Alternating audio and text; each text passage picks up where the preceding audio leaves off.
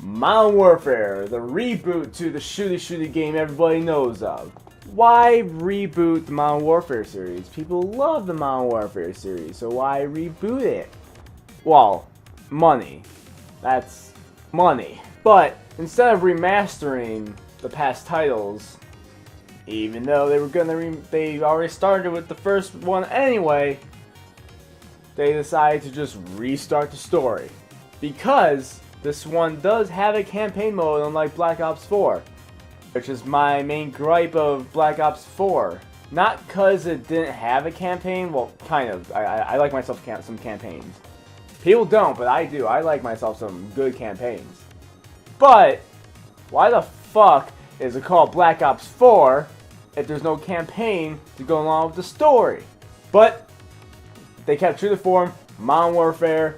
I think they saw what they did with World War II, or was it called WW2? Was it just called W2? I don't fucking remember. But that was more mediocre. It wasn't like fantastic, but it wasn't bad either. But now, it's Modern Warfare.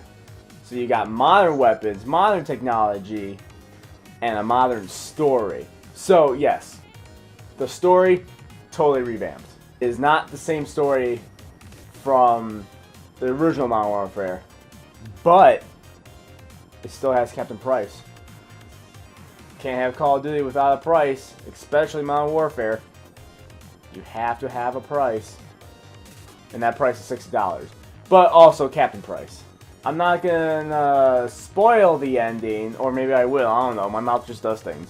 But, they do allude to the second one still having ties to the original Modern Warfare 2. Because yes, they are gonna make a Modern Warfare 2, because that cliffhanger ending, because it is a cliffhanger ending, let me fucking tell you, it's one hell of a cliffhanger. They name drop, man. They name drop.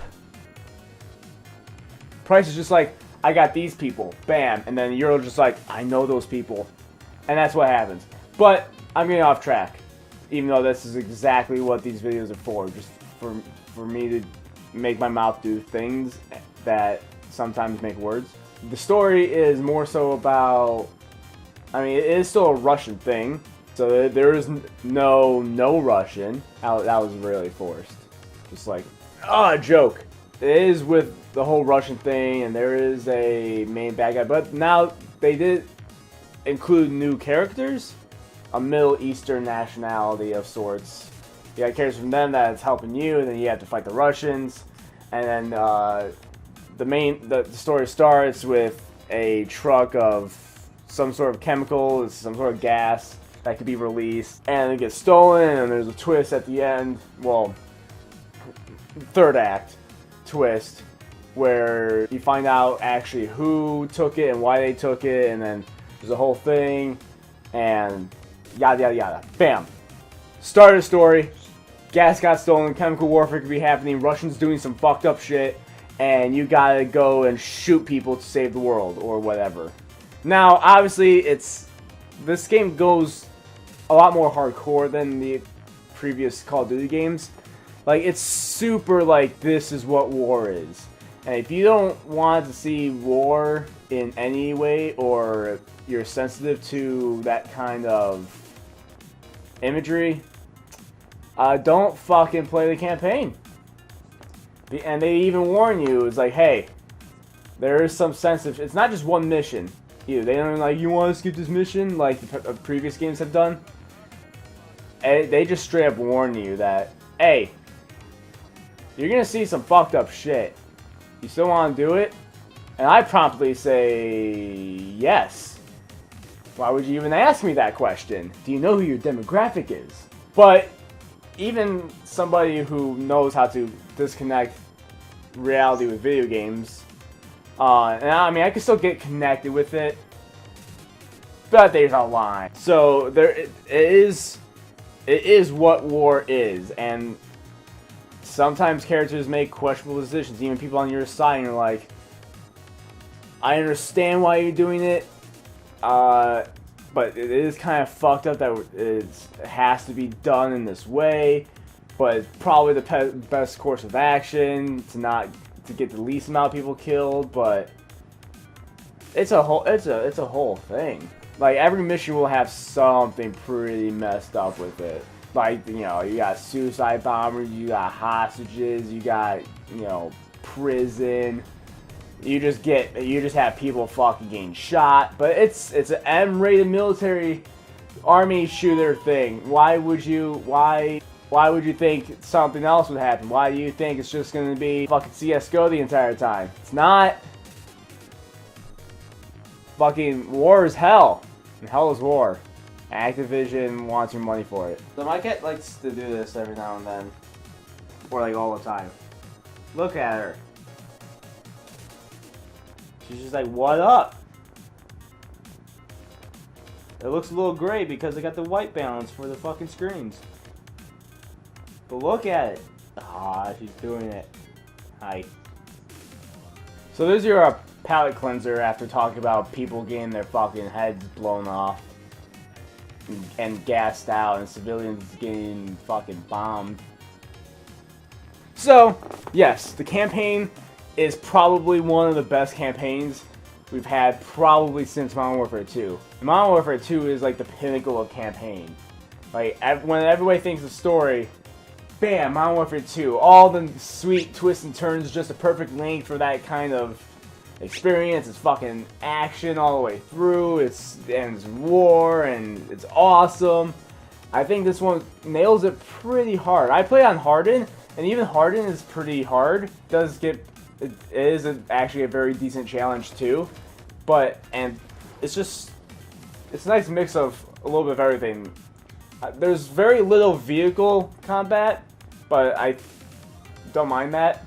I didn't even notice that until this very moment as I'm talking about it, that vehicle combat was not much of a thing. My only gripe about the story is the climax could have been a little bit more epic, but not that it wasn't, but I guess I'm personally just a sucker for like huge climaxes and stuff like that. This one was still pretty awesome, and it closed things very nicely and was really cool and stuff like that. And I'm not saying it was bad, and I understand that a game like this isn't going to be like a game like Sona. War isn't anime. That's what I'm trying to say, damn it. Great story all in all. I wish it kind of was a little bit longer. It was a short campaign. Like, I don't speed through campaigns. I just go at whatever pace I want to go. And like even like one more mission or something, I don't know. It's like how the story was told, it's not like they could like needed to add anything, and it wasn't bad. I just felt like I was kind of wanting more out of the experience at the same time. But the story was a complete story. It's not like anything was missing. It could have been extended a little bit more, which I think the second one will be, because I feel like they're getting to events that are a little more heavy-handed. Captain Price is definitely a lot more of a focus because they know Captain Price is such a big character. But gameplay's great. It's a shooter. And it's a Call of Duty shooter. It's what you expect, except for one little thing. They do have now what they call Mountain Team, where it's almost like leaning in Rainbow Six Siege, but instead of being able to do it wherever you want, you have to be on either a wall where you can mount on it, which is good for, you know, body coverage. Or if there's a wall and you can mount on it, so you're like, "Deh." So it's good for coverage, and it actually helps with aiming. And this does carry over to the online mode.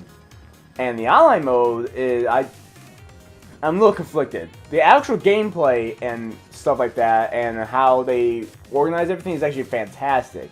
You know, you're not getting into, you know, there's no loot boxes and there's no extra crap. It's just you play and you unlock. This is what people wanted, and this is what they gave us. And I feel like that's the reason why they rebooted Modern Warfare, is so they could, you know, all the things that people complain about and all the extra crap they added is just tossed out, you know, burn in the fire. Just fuck it all. Let's just unlock shit. Let's don't expect them to be opening crates, even if they are free. I don't care. And neither do they. Let's just unlock shit. My only issue with online is, one, there's a couple game modes I don't like, but you know, it can't satisfy everybody. I got something in my eye while I'm talking. That's bad showmanship. I kind of don't like how, I just don't like how the menu setup is a little hard to navigate through. Mostly, I just don't like how choosing your game mode is. Like, one, there should be more game modes. There definitely should be, but I expect updates. And there might be updates for more game modes, because that's what they've done in the past. Like, the main, like, core game modes is in quick play. And then you have to go to a filter, and you could quick play.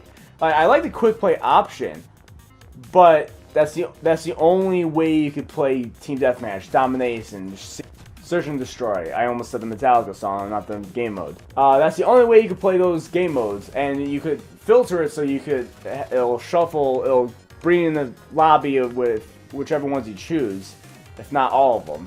But then you have some of the special game modes underneath quick play. A nice variety and a lot of upgrades you can do, choosing your classes. It's pretty good. It's good.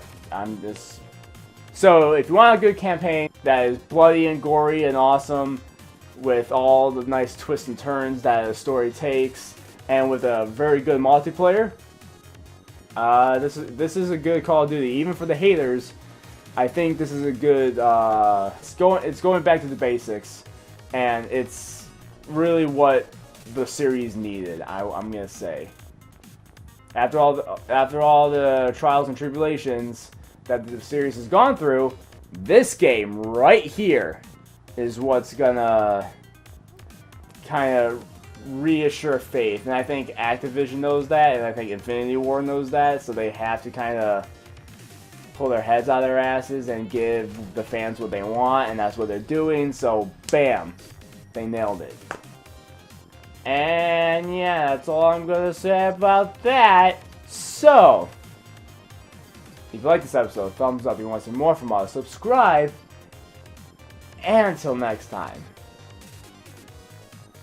bye.